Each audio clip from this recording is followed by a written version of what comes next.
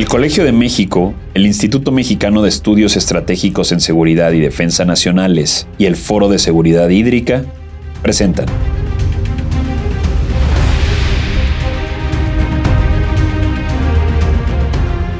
Gota Mexicana, historias, relatos y soluciones.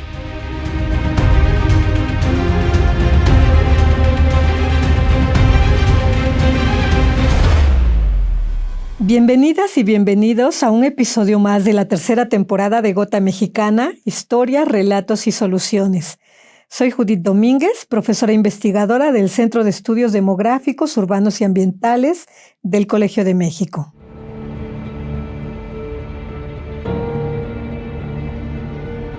Imagina que un río pudiera hablar en un tribunal, que un bosque pudiera exigir respeto, que un ecosistema pudiera reclamar su integridad frente al daño humano. Aunque suene inusual, esta idea está transformando el derecho en distintas partes del mundo. En este episodio, exploramos cómo, ante un escenario de crisis climática y deterioro ambiental, los derechos de la naturaleza emergen como una herramienta para redefinir nuestra relación con el planeta. Pero, ¿esto es realmente posible? ¿Qué implica para nuestras instituciones? ¿Y qué significa esto para un país como México? Los derechos de la naturaleza han pasado de ser una idea marginal a una respuesta frente al colapso ecológico actual y a los límites del derecho ambiental tradicional centrado en la naturaleza como recurso. Reconocer personalidad jurídica a ríos y ecosistemas implica afirmar su valor intrínseco y establecer límites al poder económico y estatal. Experiencias en Ecuador, Bolivia, Colombia, India y Nueva Zelanda muestran una transición hacia enfoques biocéntricos inspirados en cosmovisiones indígenas. Sin embargo, persisten tensiones entre estos principios y las prácticas extractivistas. Más que una solución final, este paradigma funciona como un laboratorio jurídico que replantea el desarrollo sostenible. En México, aparece como una vía necesaria para imaginar futuros viables en un contexto de creciente deterioro ambiental. Para profundizar este tema, hoy nos acompaña en el estudio un experto en el tema, el doctor Santiago Botero Gómez, profesor investigador del Instituto Mexicano de Estudios Estratégicos en Seguridad y Defensa Nacionales. El giro hacia los derechos de la naturaleza no está exento de tensiones.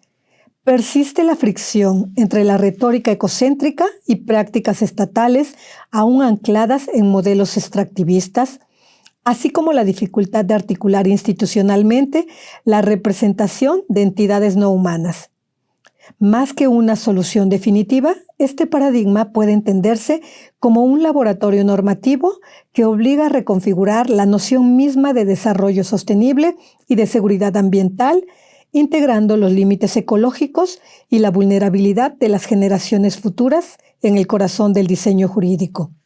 En contextos como el mexicano, donde coexisten avances locales y rezagos federales, los derechos de la naturaleza aparecen menos como una moda conceptual, que como una condición para imaginar un futuro políticamente viable en un planeta que es finito. Doctor Santiago, muchas gracias por acompañarnos en este episodio de Gota Mexicana, donde queremos explorar cómo se vincula esa tendencia hacia reconocer derechos a la naturaleza con la seguridad ambiental, con la seguridad humana y con la seguridad hídrica. Yo le preguntaría, ¿cómo explicaría de forma sencilla a un público no especializado qué significa reconocer a la naturaleza como un sujeto de derechos y por qué este cambio de lenguaje importa para la seguridad ambiental? Bien, pues primero que todo, muchísimas gracias por la invitación, doctora. Un gusto estar acá en el Colmex hablando sobre temas de tantísima importancia.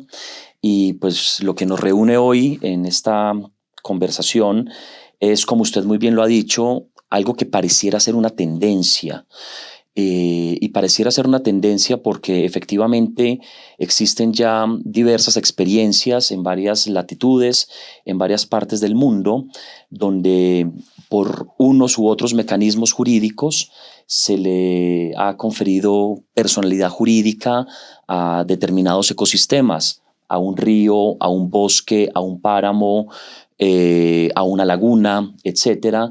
Y esto, por supuesto, surge del interés por identificar mecanismos jurídicos pues, que sean más contundentes que los mecanismos que tradicionalmente nos ha aportado el derecho ambiental, porque si bien es cierto ha habido avances importantes desde los postulados propios del derecho ambiental, pues la crisis ecológica y ambiental avanza a pasos agigantados y en esa medida ha surgido desde hace ya un par de décadas esta posibilidad que sí se encuentra anclada en visiones fundamentalmente de los grupos originarios suramericanos en torno a la relación que existe o que debe existir entre los seres humanos y la naturaleza, pero que además de haber surgido allí, pues se ha ido expandiendo a otras latitudes.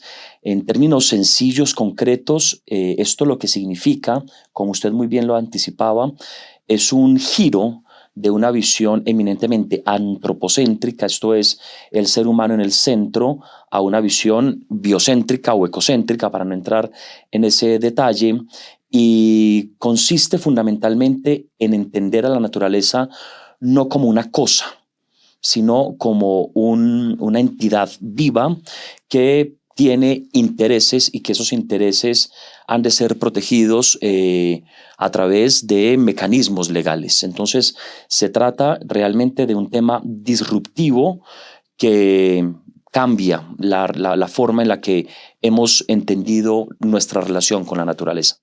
Disruptivo, esa es la palabra, me parece muy acertada porque incluso en nuestro contexto latinoamericano, donde tenemos una base común, diría yo, de presencia indígena, de una concepción distinta del mundo, de nuestra relación con la naturaleza. Somos una parte más, somos un eslabón más o en esa gran madre tierra, como muchos pueblos le llaman aquí. Y esa relación distinta se está demandando ahora espacios, por decirlo de alguna manera, ¿no? Los investigadores, los académicos, pero también los gobiernos con algunas propuestas que han incorporado a sus constituciones, inclusive, ¿no? Ecuador es creo que el primer país que incorpora en su constitución política nacional el reconocimiento de los derechos de la naturaleza, pero aún con esa base común, diría yo, indígena, que pudiera ser más natural, ha sido disruptiva. No ha estado exenta de problemas ese reconocimiento en nuestro mecanismo y si damos un paso más o lo miramos hacia otras latitudes, yo preguntaría, ¿ha sido difícil exportar, entre comillas, también esta idea de una nueva manera de proteger a la naturaleza o al medio ambiente o a los recursos naturales, que eso ya es cosificarlo, claro. Pero bueno, de nombrarlos de otra manera es difícil. Si ha sido difícil para nosotros, yo quisiera preguntarle en dónde ha estado la dificultad y si pudiera darnos algunos ejemplos en nuestro sistema y quizá en otros sistemas jurídicos de protección ambiental donde se le hayan reconocido esos derechos a la naturaleza o donde esté presente un enfoque más biocéntrico y no tanto antropocéntrico. Sabemos que el derecho es antropocéntrico por definición, desde hace siglos así se hizo el derecho, así fue la construcción, el hombre en el centro de la protección, pero aquí estamos ya moviendo ese centro de protección. Ahora es la naturaleza como sujeto de derechos y no como objeto de protección. Quizá es distinta y cualitativamente. Efectivamente, es distinto y el hecho de que sea disruptivo y que suene como en efecto lo es algo novedoso y de suyo interesante, no hace que deje de ser problemático. No ha sido un tema pacífico en ninguna parte donde se ha avanzado en este camino. Siempre ha habido voces críticas, sobre todo porque se cree que dotar de personalidad jurídica a un río, a un lago, a una laguna, a un bosque, a un páramo, equivale a poner a estos organismos a la altura del ser humano, y hay, digamos, visiones que resienten mucho esa posibilidad. Entonces, no ha sido fácil, pero sí se ha avanzado, creo yo, de manera satisfactoria a través de diversos mecanismos. Como usted muy bien decía, doctora, hay países donde el reconocimiento de los derechos de la naturaleza se encuentran en el propio texto constitucional, como es el caso de Ecuador en 2008, Bolivia también, pero también ha habido otros casos donde el reconocimiento de los derechos de la naturaleza no se ha dado en esa perspectiva más abstracta, sino puntual, concreta. Y esto ha sido gracias a ciertos pronunciamientos judiciales, a ciertos pronunciamientos de altas cortes, como es el caso de Colombia, particularmente con el río Atrato, que es un caso emblemático de 2016, y también con la Amazonía colombiana, que es un pronunciamiento de la Corte Suprema de Justicia de Colombia. Pero también se ha avanzado en otras partes, ya no a través de la incorporación en los textos constitucionales o a través de pronunciamientos judiciales, sino por iniciativas propiamente legislativas. Hay un caso muy interesante en España, que es el caso del llamado Mar Menor. El Mar Menor es una laguna que queda en el sureste de España, que pues se ha visto seriamente afectada por contaminación, y fue propiamente la comunidad quien impulsó una iniciativa legislativa que se terminó convirtiendo propiamente en una ley donde se le reconoce a esa laguna que tiene derechos. Y no solamente se le reconoce que tiene derechos, sino que además se forman una especie de cuerpo que representa los intereses de esta laguna, de este Mar Menor, que es el grupo que tiene la posibilidad de acudir ante las autoridades, de demandar en nombre de la laguna, etc. Como bien sabemos, buena parte de esto, a lo que llamamos derecho, funciona a partir de ficciones, ¿no? Así como hemos construido la ficción no en el sentido de que sea falso, pero hemos construido la ficción de que el Estado tiene derechos. El Estado es una ficción, ¿no? La pregunta que se hacen los impulsores de este tipo de temas es si hemos llegado al punto de entender que algo que realmente no existe, físicamente no existe. El Estado no existe físicamente. Cuando uno toca la pared de Palacio Nacional, no está tocando el Estado mexicano, está tocando una pared, ¿no? Y así, no obstante ello, hemos entendido que los estados o que las empresas son titulares de derechos. Si así es, pues ¿cuál sería el problema en entender que algo que realmente existe, como es un río, una laguna, todos estos ecosistemas que hemos mencionado, efectivamente puede ser titular de derechos? Entonces ahí está el dilema y ahí está trabado, digamos, el debate que se ha dado entre quienes se oponen a este desarrollo de ideas, de conceptos, de visiones, y quienes han estado a favor de que esto realmente se vaya concretando. O sea, entonces el río tiene un representante, podríamos decirlo, ¿no? Un representante que actúa en su nombre, que puede ser una organización social, puede ser un representante nombrado por el Estado. Creo que en Colombia es como funciona, como una especie de procuraduría que actúa en representación de un río, de una laguna, para poder exigir que se cumplan esos derechos, ¿no? Porque muchas veces quizá la maquinaria estatal va más lenta por mucha intención que tenga, una buena intención de proteger o de descontaminar el río, a veces no es suficiente, ¿no? ¿Así es como funciona en estos casos esta ficción jurídica, doctor? Así es como ha funcionado, efectivamente. Cada caso es diferente. Pero, por ejemplo, en el caso del río Atrato, lo que se conformó fue un grupo de de varias personas representantes de la comunidad, pero también hay especialistas allí. Podemos hacer de cuenta que funciona como una junta de gobierno, una junta directiva, un comité que se encarga efectivamente de velar por los intereses del río Atrato. Esto, por supuesto, insisto, es muy novedoso, y yo creo que puede venir a sacudir la forma como nos hemos relacionado con la naturaleza, pues pensando precisamente en detener y en reparar hasta donde sea posible pues el profundo daño ecológico que hemos causado a partir pues de una visión eminentemente antropocéntrica, que es lo que ha marcado la modernidad y la contemporaneidad. De alguna forma sí es una vuelta a reconsiderar, ¿no?, quiénes somos y hasta qué punto es cierto esa idea que nos habíamos armado de que estos ecosistemas eran recursos, eran cosas que podíamos explotar de manera indiscriminada, cuando en realidad pareciera que formamos parte de la misma cosa, ¿no?, del mismo mundo, y en esa medida creo que es interesante plantear alternativas, aunque no sean pacíficas y aunque no sean, digamos, mayoritarias, ¿no?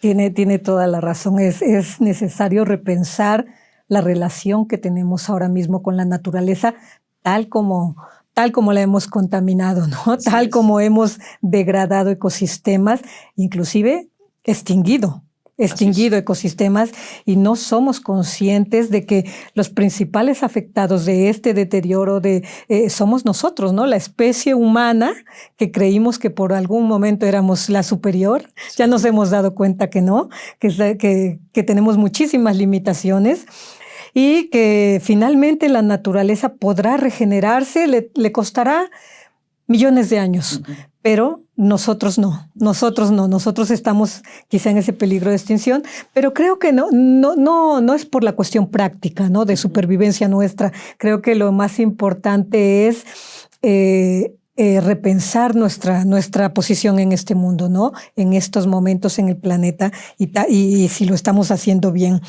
Yo le preguntaría, con estos ejemplos internacionales que usted nos menciona, quizá el más consolidado es el río Atrato, ¿verdad? Porque ahí sí ya los tribunales también lo han declarado, ¿no?, sujeto de derechos, y es verdad, como usted dice, no ha sido fácil, ¿no?, aceptarlo por los juristas, principalmente, que somos muy reacios a aceptar que nos cambien la aproximación y la rigidez que puede tener el derecho, pero no el derecho ambiental. El derecho ambiental tiene otras características.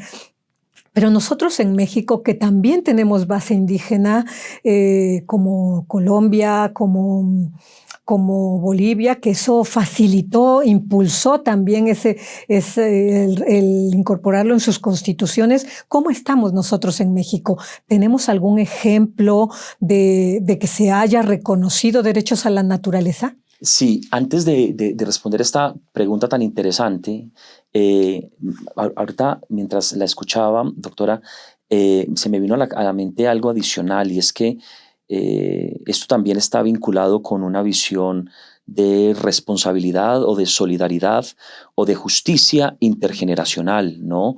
En efecto, los ecosistemas eventualmente pueden restaurarse, pero la pregunta de fondo es qué estamos haciendo y hasta qué punto estamos siendo responsables, no solo con los ríos, con los mares, con los ecosistemas individualmente considerados, sino también con esas generaciones futuras. Entonces, esta cuestión de los derechos de la naturaleza también está atravesada por este corpus discursivo, vamos a decirlo de alguna forma, sobre la responsabilidad intergeneracional, que me parece de la mayor importancia. Y sobre el caso de México, pues en la Constitución Política Federal no tenemos ninguna alusión directa a los derechos de la naturaleza. Se habla del derecho a un medio ambiente sano, pero por supuesto eso no son derechos de la naturaleza. Sin embargo, sí hay constituciones locales que lo han ido, considerando. La primera constitución digamos, local, que lo consagró fue la Constitución de la Ciudad de México en 2017. También la Constitución de Oaxaca, la Constitución de Guerrero y la Constitución del Estado de México hacen alusión ya al reconocimiento a los derechos de la naturaleza y de ciertos ecosistemas. Claro, esto hace parte de la primera clase de reconocimientos de las que hablamos ahora, reconocimientos más en abstracto, ¿no? En el ámbito constitucional, pero pues no existen hasta ahora casos concretos como si existen de nuevo en Colombia, en Bolivia, en Perú, en Chile, en Argentina, en Nueva Zelanda, en la India, ¿no? En Estados Unidos, en España, en todos estos países hay casos concretos donde por una de estas múltiples vías que hemos mencionado se ha reconocido los derechos de ciertos ecosistemas, pero en México lo que tenemos por ahora son estas constituciones locales que hacen referencia a los derechos de la naturaleza, pero aún no hay casos concretos. No hay mecanismos, no hay mecanismos. No han instrumentado todavía el mecanismo, no, efectivamente. ¿Y cómo es posible entonces para que este tema que parece muy pertinente, ¿no? En la situación de crisis ambiental que estamos viviendo, ¿cómo vislumbra usted que se siga desarrollando en un futuro próximo el tema? Yo quisiera pensar desde el optimismo y desde la esperanza que es un tema que se va a ir consolidando cada vez más por la misma emergencia climática y ambiental que estamos viviendo y porque yo tengo fe en que las generaciones futuras tienen una mayor sensibilidad frente a estos temas que quizás la visión que tenemos quienes ya tenemos algún recorrido en este planeta. Entonces, yo creo que este tipo de propuestas, este tipo de cambios conceptuales, pero también epistemológicos inclusive, de entender a los ecosistemas como sujetos de derechos, puede tener a futuro una mayor cabida y va a tener quizás un mayor protagonismo en países donde hasta ahora no ha ocurrido. ¿De qué va a depender eso? Yo creo, pero esto es un poco un ejercicio de futurología, va a depender de la eficacia de los mecanismos que se hayan implementado en otras partes. Es decir, cuando se haga un balance amplio, por ejemplo, de lo que ha ocurrido con el río Atrato en estos 9 años, realmente hasta qué punto se ha logrado descontaminar el río y hasta qué punto las comunidades que viven a las orillas del río y que viven del río han podido nuevamente convivir, pescar en el río porque no podían hacerlo básicamente por la contaminación.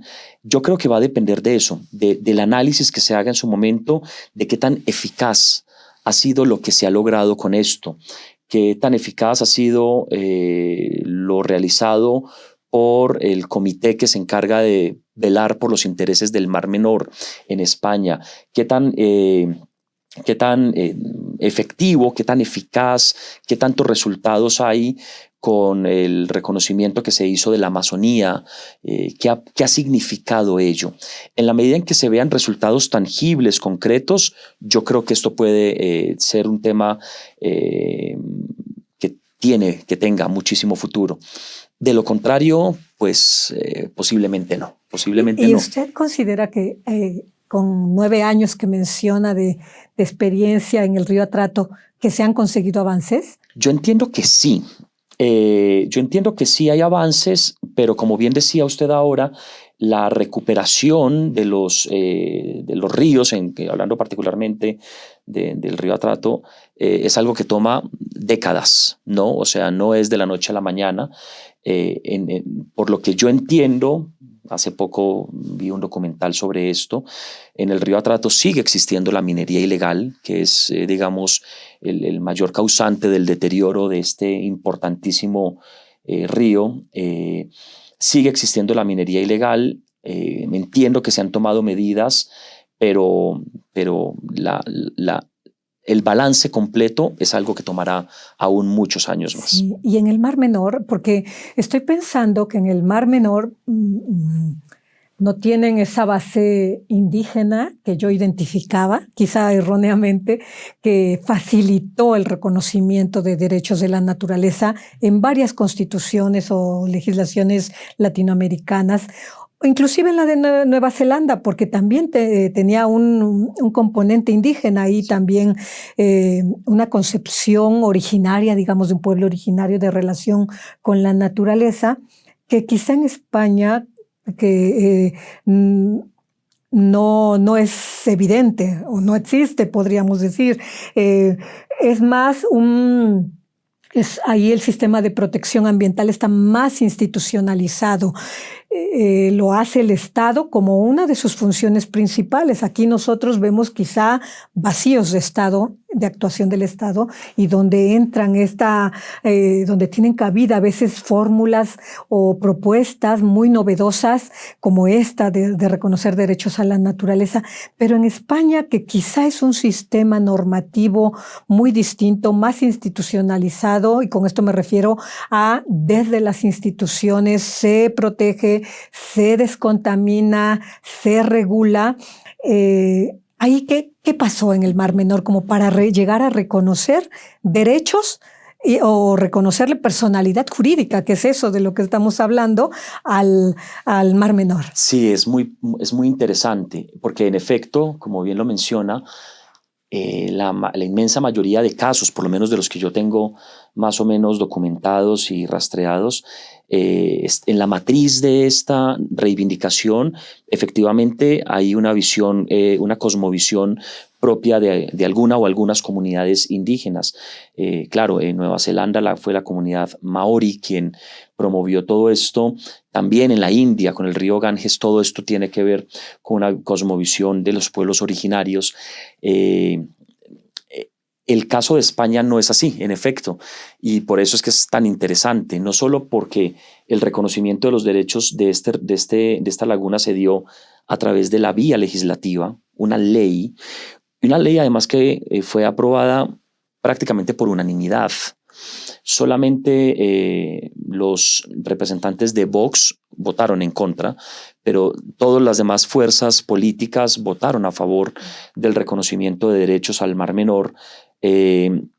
Y lo que detonó allí esta situación fue una imagen muy terrible que se puede encontrar fácilmente en internet, de un momento en el que aparecieron varios millones de peces muertos en el Mar Menor. Que le llamaron la sopa verde, sí, me parece. Una cosa espantosa, tremenda, muy triste. Y eso yo creo que despertó una sensibilidad en la comunidad, en quienes habitan allí alrededor del Mar Menor.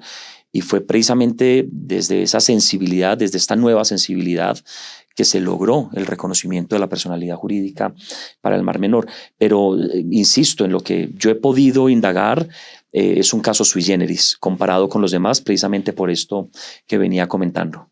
Sí, efectivamente. Sí. Ya para terminar, doctor, ¿con qué mensaje nos quedamos? ¿Un mensaje esperanzador? ¿Qué nos podría usted decir?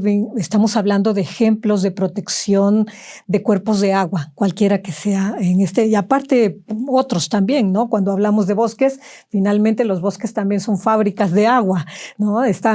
Permiten la infiltración y proporcionan servicios hidrológicos a las ciudades principalmente. Estamos viendo una propuesta, comentando una propuesta muy innovadora en términos jurídicos, que también contribuye a garantizar seguridad hídrica, que es el tema de esta temporada. ¿Con qué mensaje nos despedimos, doctor? Pues muchas gracias. Yo tengo la idea, la sospecha, la intuición de que los cambios que requerimos no van a venir desde arriba, sino desde abajo. Lo que quiero señalar con esto es que pensar que nuestra relación con los ecosistemas va a cambiar a partir de una decisión que venga desde las altas esferas del poder es un poco ingenuo.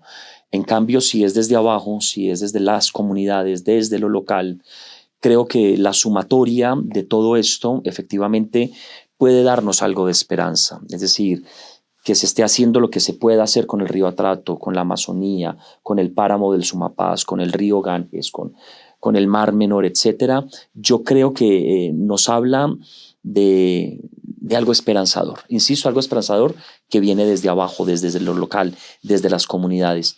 no necesariamente desde los centros de poder. Entonces, de allí mi interés también por este asunto de los derechos de la naturaleza, porque creo que es así como eventualmente podemos encauzar el rumbo.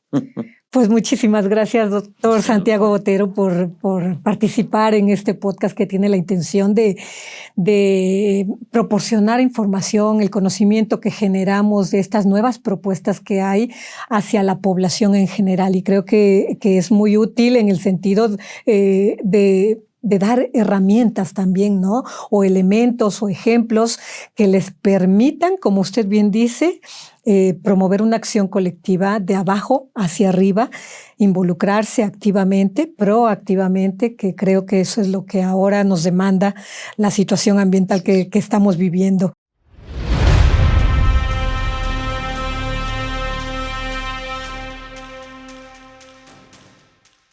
Pues les agradecemos mucho estar con nosotros. Este es un episodio más de Gota Mexicana. Les esperamos en nuestro siguiente episodio.